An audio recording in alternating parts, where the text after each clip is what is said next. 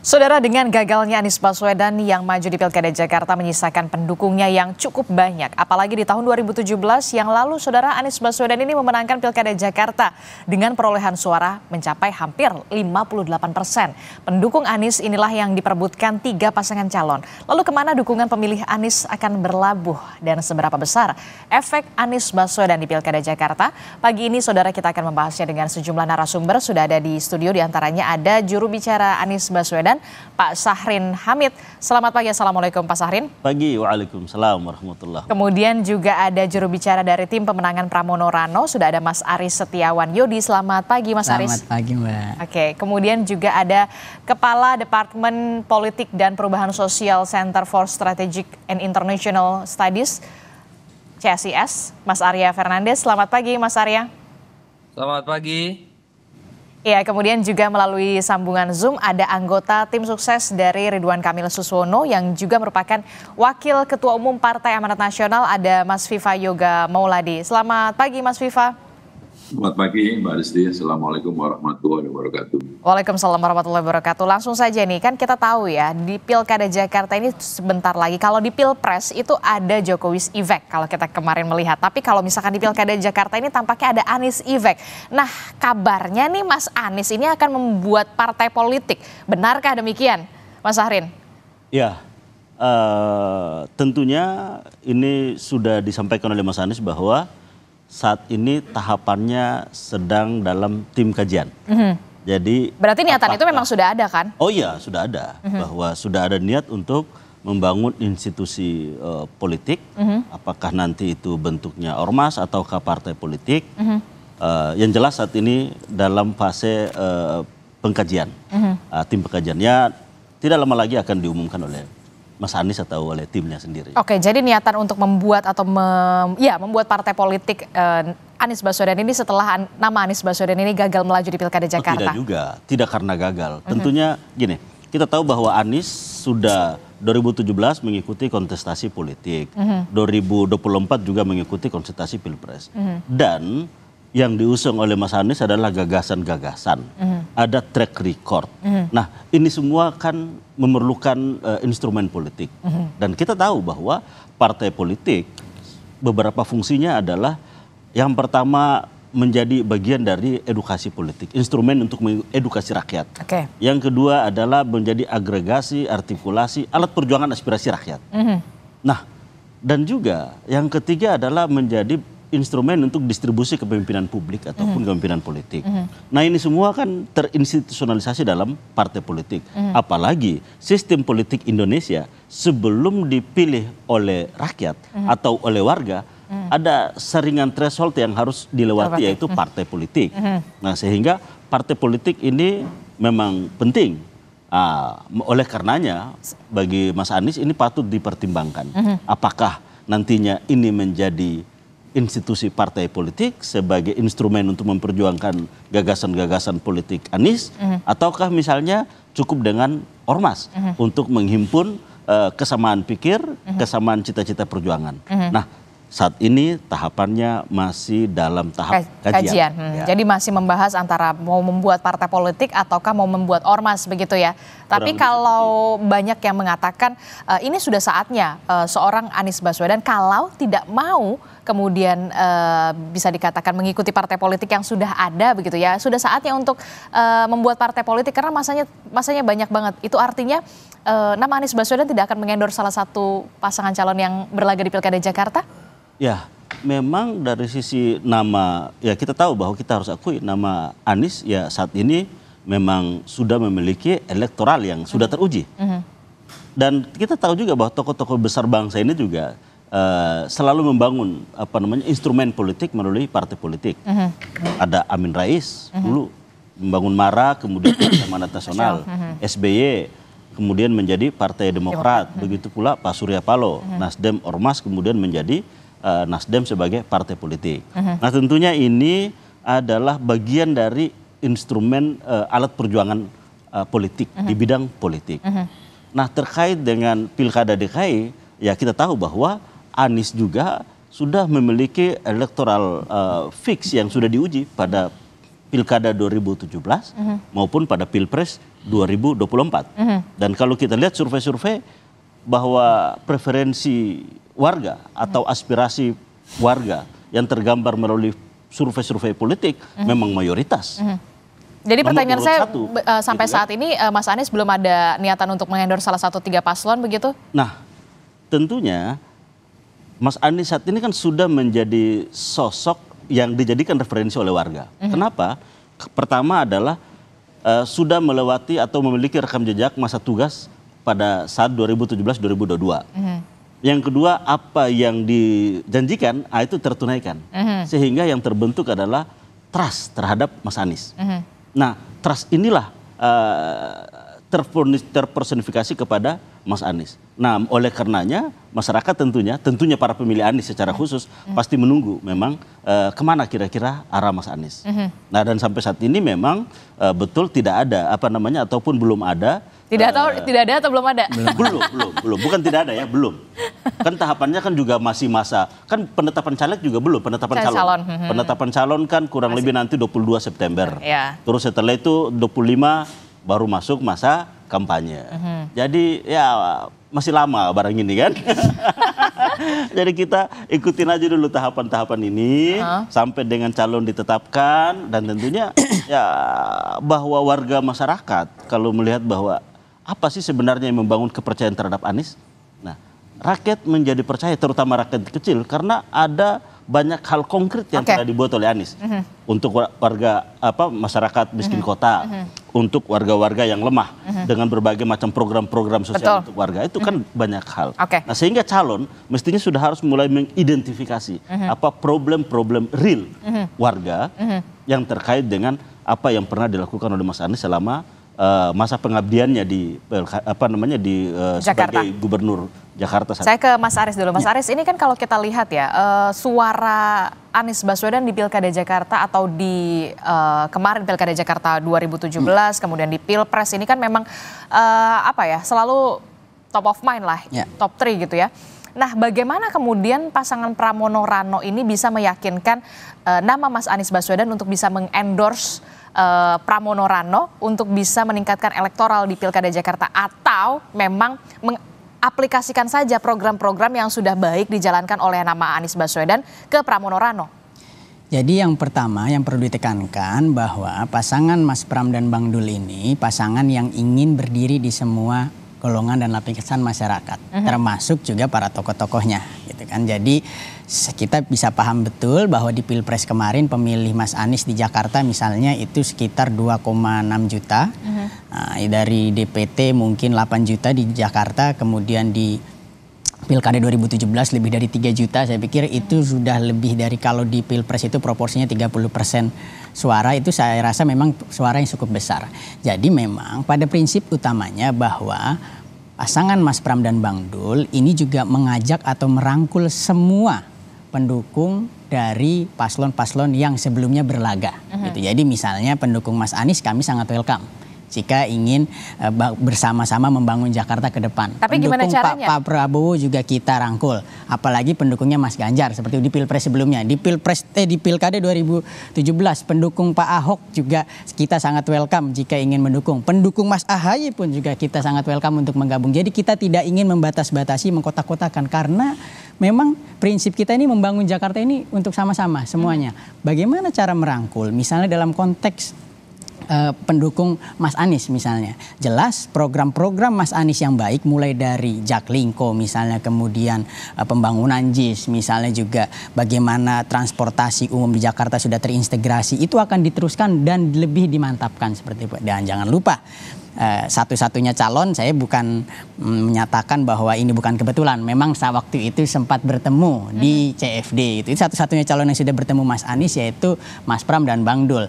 Dan baru saja tadi malam Mas Pram dan Bang Dul secara terbuka bertemu dengan salah satu guru politik Mas Anies, yaitu Pak Yusuf Kalla. Di kediamannya itu terbuka bertemu sampai pertemuannya itu sangat hangat. Kemudian Mas Pram juga dipeluk oleh Pak JK dan Pak JK juga menitipkan pesan-pesan kepada Mas Pram jika memimpin Jakarta apa-apa saja yang perlu dibenahi. Mas Pram juga secara terbuka di depan media bersama Pak Yusuf Kalla itu menyampaikan bahwa Pak Yusuf Kalla juga berjasa terhadap urusan-urusan salah satunya banjir di Jakarta. Itu saya pikir adalah suatu keinginan, ada satu nafas yang sama. Saya pikir antara gagasan-gagasan Mas Anies terhadap pembangunan Jakarta dengan apa yang ingin diperjuangkan Mas Pram dan Bang Dul. Apa yang ingin diperjuangkan Mas Pram dan Bang Dul jelas, yaitu memperjuangkan kesejahteraan masyarakat Jakarta. Perjuangannya dan keberpihakannya terhadap kaum miskin kota seperti apa. Nah, saya melihat bahwa yang disampaikan misalnya Mas Sahrin tadi bahwa Mas Anies ini sangat dekat dengan masyarakat Jakarta, keberpihakannya sudah jelas. Ini sedang diikuti lah setidaknya oleh Mas Pram dan Bang Dul dengan apa? Sejak mendaftar ke KPU, Mas Pram dan Bang Dul ini sangat antusias atau sangat gencar turun langsung ke masyarakat. Jadi program dan visi misinya nantinya tidak seolah-olah datang tidak dari masyarakat. Tidak dipaksakan misalnya ini baru datang ke Jakarta nih, kemudian ini Jakarta butuh ini, tidak. Tetapi ditanyakan langsung dari masyarakat apa membutuhkan apa seperti itu. Apalagi Bang Dul misalnya, itu jiwanya seperti di Jakarta sekali gitu loh. Komunikasinya seperti tidak ada jarak dengan warga dan yang membuat pemimpin itu bisa menyelenggarakan pemerintahannya dengan baik, dengan demokratis dan efektif adalah pemimpin yang tidak berjarak dengan masyarakatnya.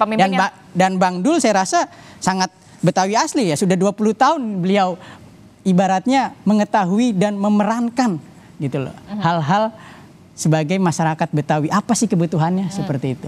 Pemimpin yang baik adalah pemimpin yang memang dekat dengan rakyatnya. Begitu. Salah satunya tadi Anda mengatakan Mas Pram dan juga Bang Dul ini sudah bertemu dengan Pak JK semalam. Begitu ya. Nah, pertanyaan saya selanjutnya, kalau kemarin kan sudah ketemunya di CFD katanya nggak sengaja. Nah, kapan jadinya pertemuan agenda yang memang diatur antara Mas Pram dan juga Bang Dul ini untuk bertemu dengan sosok Anies Baswedan yang kita tahu merupakan gubernur Jakarta yang juga popularitasnya tinggi sekali kalau memang mau mengikuti program-program yang sudah ada di Jakarta.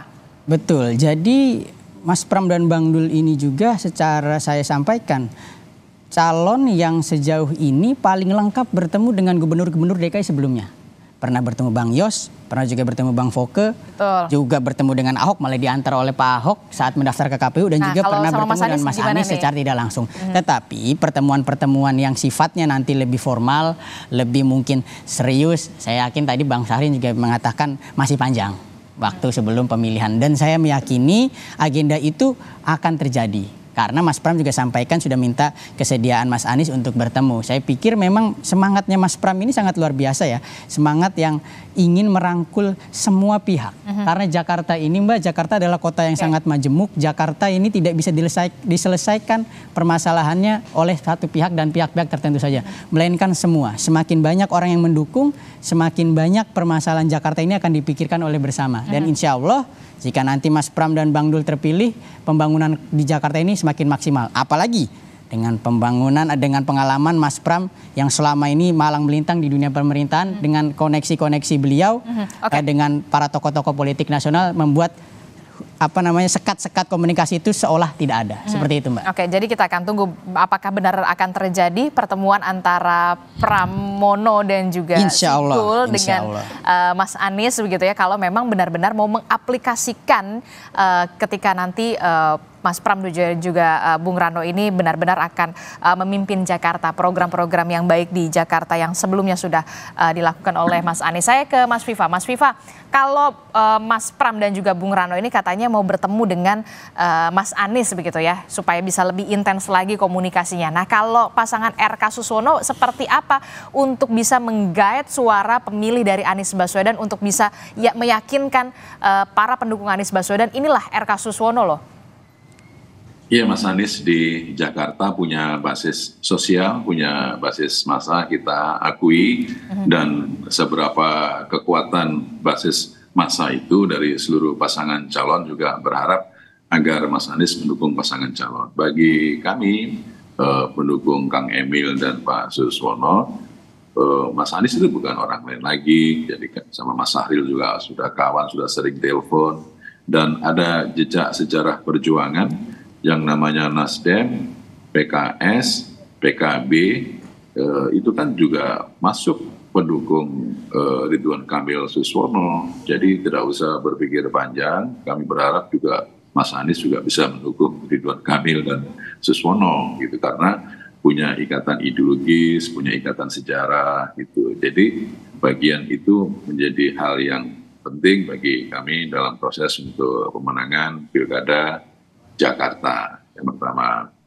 Yang kedua, kita melihat bahwa Jakarta itu adalah masyarakat yang plural, banyak sekali suku-suku bangsa ada di Jakarta, dan kita mengakui bahwa ini adalah sebuah pesta demokrasi pilkada yang sangat baik karena sudah tidak ada lagi politik identitas dan seluruh pasangan calon akan bertempur, berlaga, melakukan diskursus bagaimana bisa memenangkan Jakarta dengan ide, dengan gagasan, dan bisa meyakinkan kepada para pemilih bahwa calon yang terbaik adalah yang mampu untuk memberikan solusi terhadap problematika di Jakarta. Dan ini menjadi hal yang sangat baik bagi kita semuanya untuk memberikan pilkada di Jakarta itu menjadi pilkada yang damai, yang membahagiakan, yang mengedepankan pada ide pemikiran